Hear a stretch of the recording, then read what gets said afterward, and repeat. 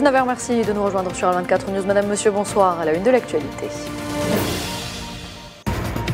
Toujours pas de cessez-le-feu à Gaza au 79e jour du génocide commis par l'occupant sioniste. Khan Younes a une fois de plus été prise pour cible.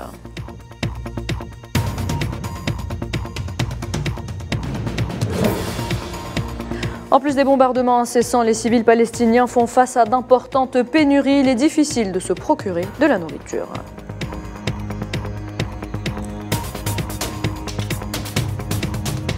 Face au génocide perpétré par l'entité sioniste à Gaza, la rue marocaine ne décolère pas. Ils étaient des dizaines de milliers à battre le pavé à Rabat pour dénoncer la poursuite de l'agression contre le peuple palestinien et exiger la fin de la normalisation.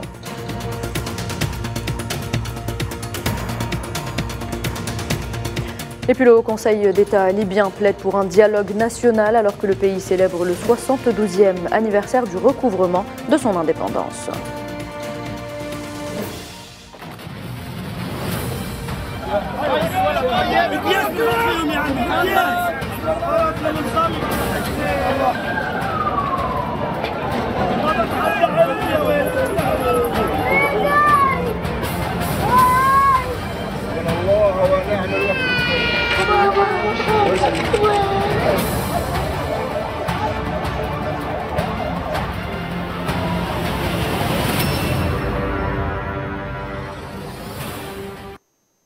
Bienvenue à toutes et à tous. Si vous nous rejoignez alors que l'année 2023 touche à sa fin, il semble que la barbarie sioniste ne soit pas prête de s'arrêter. Cela fait maintenant 79 jours que le peuple palestinien subit, au vu et au su de tous, une véritable épuration ethnique, des crimes contre l'humanité que l'entité sioniste commet en toute impunité. De nouveaux bombardements ont touché la bande de Gaza ce dimanche, faisant des dizaines de victimes, notamment à Khan Younes.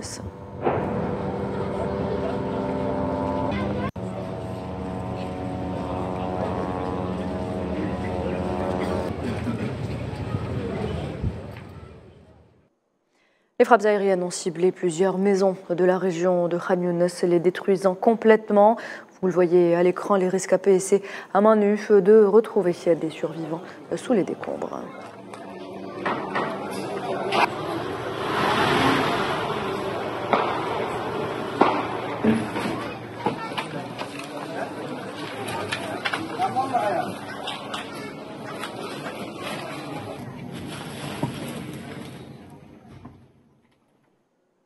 Les victimes des bombardements ont été transportées vers l'hôpital Nasser, l'un des rares à être encore opérationnel, 79 jours après le début de l'agression sioniste sur Gaza.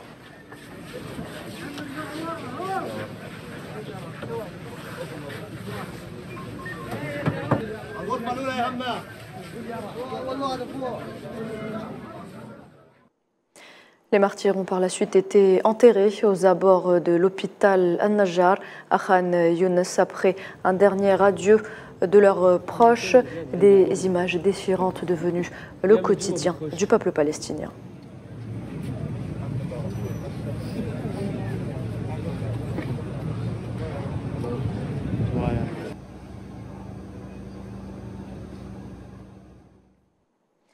Et toujours pas de cessez-le-feu, alors que des milliers d'innocents sont tombés sous les balles assassines de l'occupant sioniste. Même les camps de réfugiés ne sont pas épargnés. Cette fois-ci, c'est un camp situé à l'ouest de Rafah qui a été pris pour cible.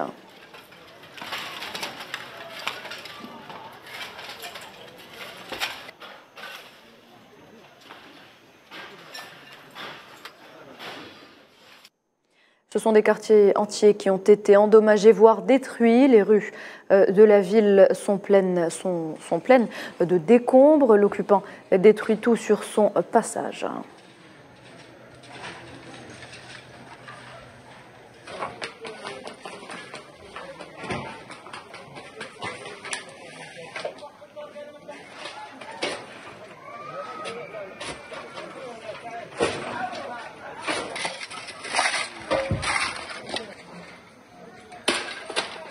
Nous avons vu le mur s'effondrer sur nous. Ma grand-mère a eu 10 points de suture à la tête. Ma tante ainsi que toute ma famille ont réussi à se sortir des décombres. Comme vous pouvez le voir, ils indiquent que Tel As-Sultan était une zone sûre, mais nous n'avons trouvé que des maisons qui tombaient sur les gens. Dieu seul sait ce qu'on endure. Les massacres se poursuivent dans la bande de Gaza et l'anéantissement se produit de manière anormale. Nous espérons que les dirigeants arabes seront à nos côtés car ils peuvent constater les destructions et les massacres. Je ne sais pas quoi dire. Je ne sais pas. Que Dieu nous apporte son aide. Il est notre meilleur refuge. Les raids sur Rafah ont là aussi fait des dizaines de victimes. Ce sont des familles qui sont détruites et des enfants qui sont arrachés à leurs parents.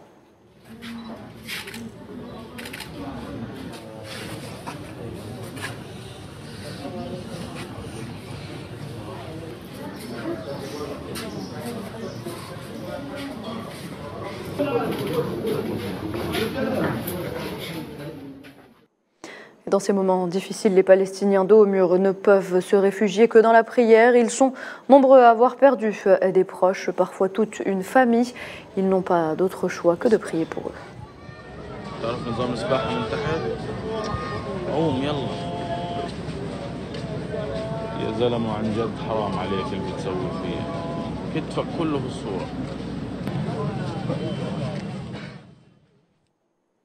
Et toujours dans le même dossier, sachez également qu'une école a été gravement endommagée par une frappe aérienne dans la région de Jabalia, une frappe qui a là aussi fait plusieurs victimes.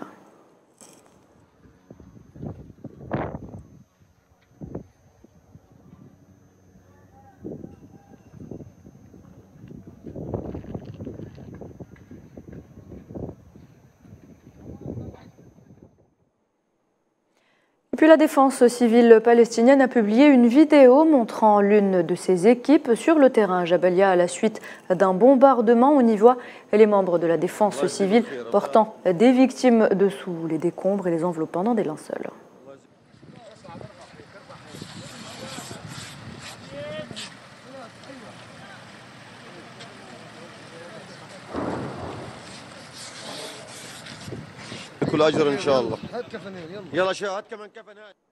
Et nous disions en titre, les civils qui réussissent à fuir les bombardements et à survivre face à l'agression sioniste se retrouvent confrontés à un autre danger, la faim.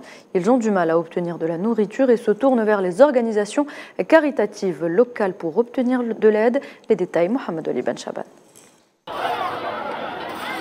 Dans la bande de Gaza où les ravages de la guerre persistent, la population est confrontée à des défis déchirants, notamment l'accès limité à la nourriture et aux denrées essentielles. Les habitants pris au piège d'une réalité difficile se tournent désespérément vers les organisations caritatives locales en quête d'aide humanitaire. J'attends depuis longtemps et je n'ai toujours pas de nourriture. Peut-être qu'aujourd'hui nous allons mourir de faim. La nourriture ici est loin d'être suffisante pour nourrir un si grand nombre de personnes. J'ai reçu ma nourriture aujourd'hui, mais parfois je n'ai pas autant de chance.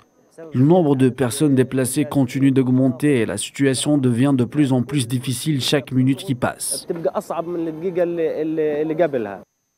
Les effets dévastateurs des conflits continuent, ont créé une situation alarmante, mettant en péril la sécurité alimentaire des populations. Face à cette crise humanitaire, les habitants dépendent largement des efforts des organisations caritatives. Nous cuisinons environ 35 chaudrons de bouillie presque chaque jour pour les 9 abris temporaires de la région, nourrissant environ 2500 familles, chacune comptant en moyenne 7 à 10 membres. En raison du conflit en cours, il est difficile de s'approvisionner en nourriture à Gaza.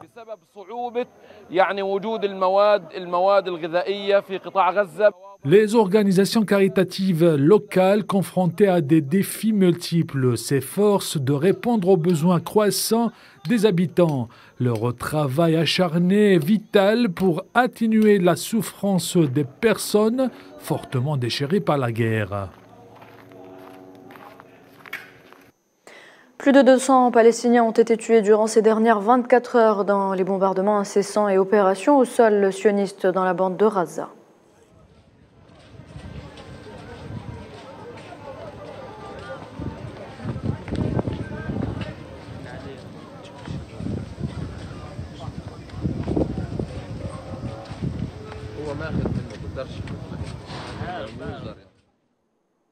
Le nombre de victimes ne cesse d'augmenter selon l'agence de presse Wafa. Les bombardements sionistes ont fait depuis le 7 octobre dernier 20 424 martyrs, majoritairement des femmes et des enfants, et plus de 53 000 blessés.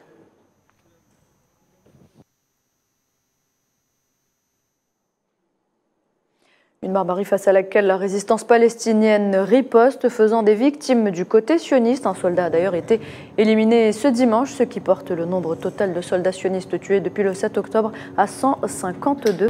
Un aveu d'échec pour Benyamin Netanyahou.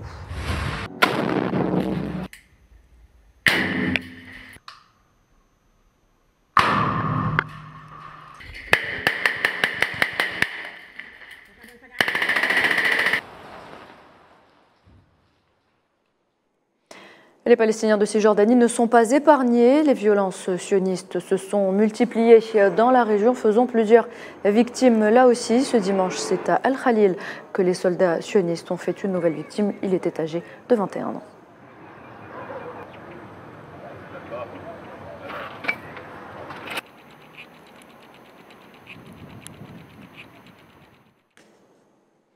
Il faut savoir également que depuis le 7 octobre dernier, le nombre de prisonniers palestiniens a lui aussi été revu à la hausse. Ils sont plus de 4 500 Palestiniens à avoir été arrêtés depuis, selon le club des prisonniers palestiniens.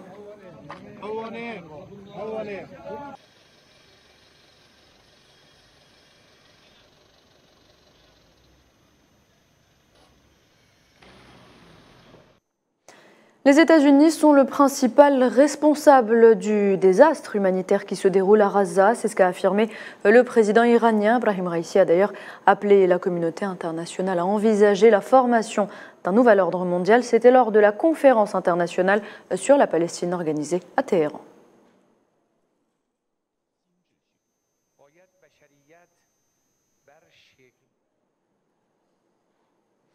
Et par le biais du ministre iranien des Affaires étrangères, Téhéran rejette toutes les accusations américaines concernant une quelconque implication dans les attaques des Houthis contre des navires en mer Rouge. Nous avons dit franchement à la partie américaine qu'ils avaient pris la décision en fonction de leur propre position. Nous ne leur avons jamais ordonné de faire quoi que ce soit. Et nous ne leur ordonnerons pas non plus de cesser d'agir. Pour nous, la sécurité régionale est importante. Nous ne cherchons pas à étendre la portée de la guerre. La solution au problème n'est pas d'établir une soi-disant coalition dans la mer Rouge, mais d'arrêter l'effusion de sang, de femmes, d'enfants et de civils dans la bande de Gaza, mais aussi en Cisjordanie occupée. Et à propos de la mer Rouge, sachez que l'USS Laboun, un navire de guerre américain, a abattu samedi 4 drones provenant du Yémen qui le visaient selon le commandement militaire central des États-Unis.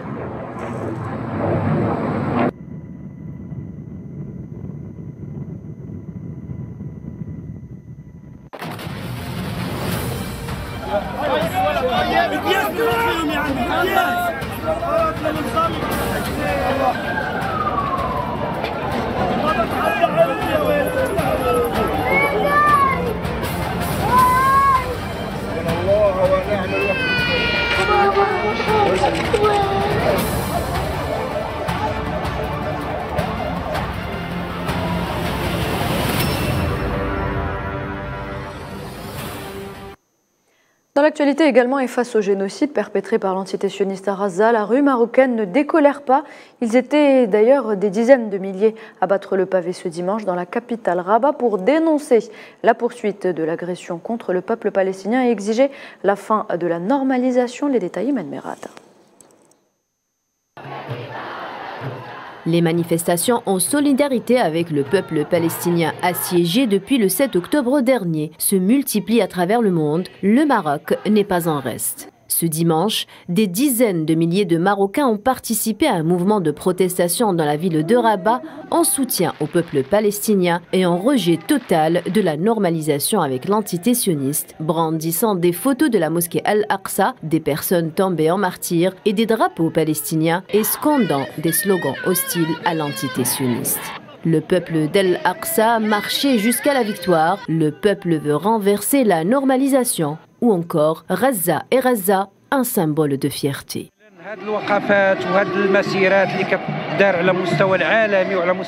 Toutes ces manifestations et marches qui sont organisées au niveau mondial et surtout celle-ci au Maroc, qui a pour but de sensibiliser sur la cause palestinienne. Mais il faut passer à d'autres étapes de soutien, à une autre dynamique qui laissera plus d'impact que la marche de soutien et pour arrêter cet holocauste et ce génocide contre le peuple palestinien.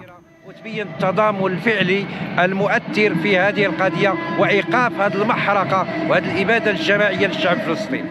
Cette manifestation organisée par le Front marocain de soutien à la Palestine et à la lutte contre la normalisation n'est pas la première. De nombreuses marches ont été organisées au Maroc en solidarité avec le peuple palestinien depuis l'escalade des attaques sionistes contre la bande de Raza le 7 octobre dernier.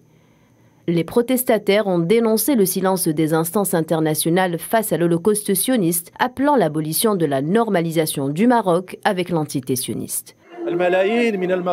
Des milliers de Marocains sont sortis depuis le 7 octobre 2023 pour dire un seul mot, qui est celui-ci. Le peuple marocain veut abolir la normalisation avec l'entité sioniste. Le peuple marocain manifeste depuis le 7 octobre avec ce slogan. On se demande ce que l'État marocain attend aujourd'hui pour abolir les accords de normalisation. Est-ce qu'il attend que Gaza et toute la Palestine soient complètement anéantis? Ou alors, qu'est-ce qu'il attend? Pour rappel, les relations diplomatiques entre le Maroc et l'entité sioniste ont repris en décembre dernier avec une médiation américaine, une démarche rejetée en bloc par toutes les couches populaires et les forces politiques du royaume marocain. Le génocide sioniste dénoncé de par le monde reste tout de même impuni devant un assourdissant silence international.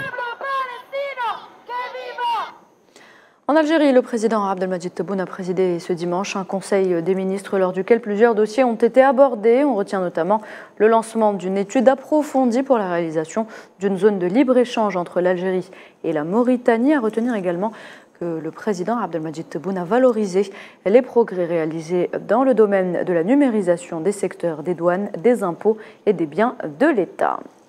On reste sur le continent. La campagne internationale contre la candidature du Maroc à la présidence du Conseil des droits de l'homme de l'ONU s'est élargie pour dénoncer les violations répétées des droits de l'homme par l'occupation marocaine. Les participants à un colloque virtuel organisé par la société civile sahraoui ont confirmé que la candidature du Maroc à ce poste est une insulte au système international d'une part et un mépris des principes universels des droits de l'homme d'autre part.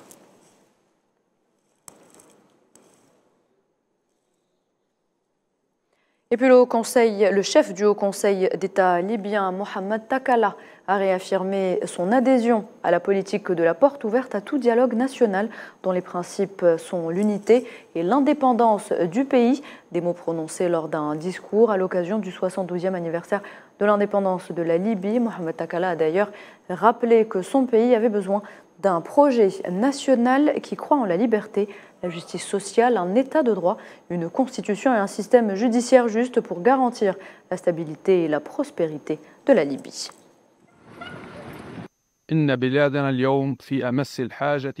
Aujourd'hui, notre pays nécessite en urgence un projet national qui croit en la liberté sociale et à une réconciliation globale et un état civil, un état de droit et de constitution et d'une justice indépendante. C'est le chemin qui nous mènera à la stabilité et au développement. Le Haut Conseil de l'État a adopté la politique de la porte ouverte à tout dialogue national visant à unifier le pays et garantir son indépendance et protéger le processus démocratique de l'État.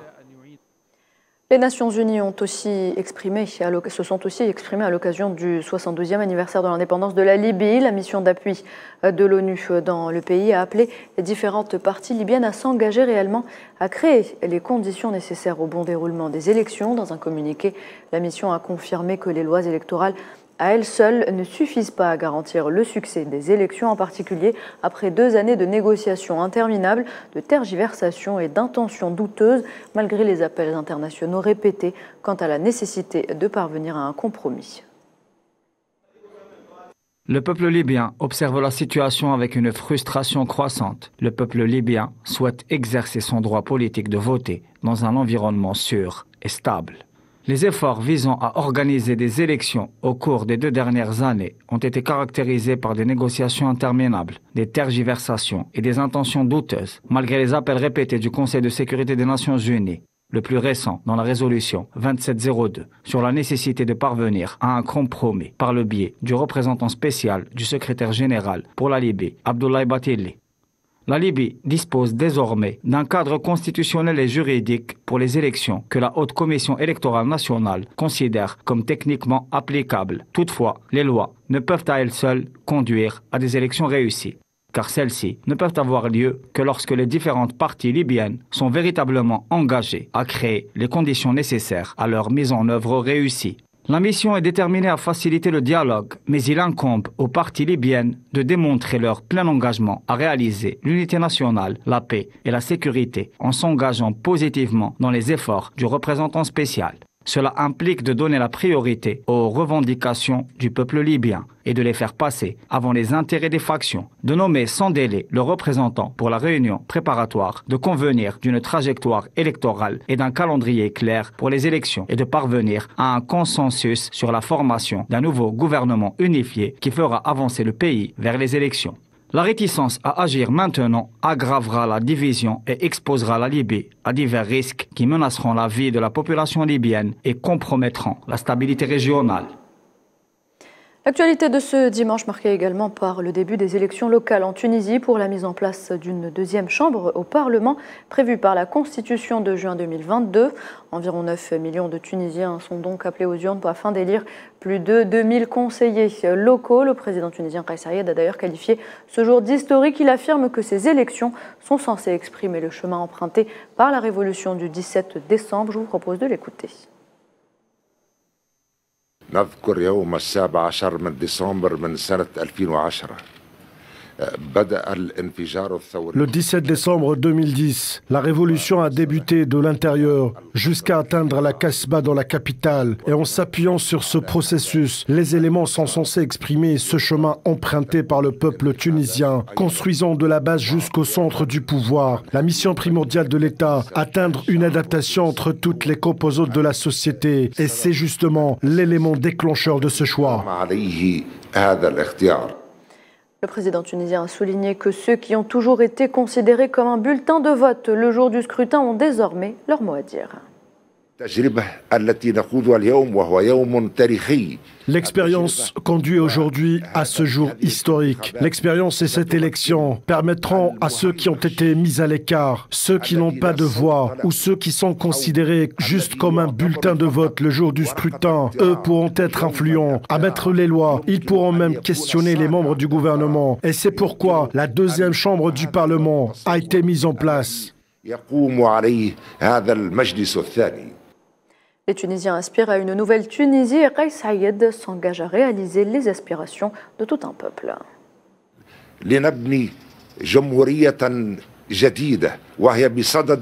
Construisons une nouvelle république qui est en cours d'ailleurs. Nous sommes plus que convaincus que nous marchons sur les traces de notre histoire, convaincus que nous réaliserons les aspirations du peuple. Nos richesses sont nombreuses, nos moyens sont illimités, notre courage est irréprochable, le courage des Tunisiens pour que le pays soit des plus développés. Et tout est réuni pour que cela se produise.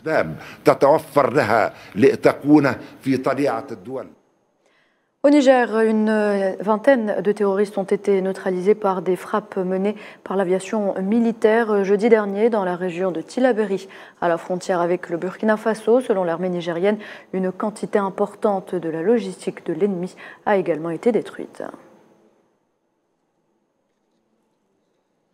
Et puis direction le Bénin où le président Patrice Talon est apparu à la télévision nationale samedi en soirée dans un entretien de plus d'1 heure dans lequel il a évoqué son départ, sa succession en 2026, rejeté les demandes insistantes de l'opposition et justifié sa nouvelle posture avec la transition nigérienne.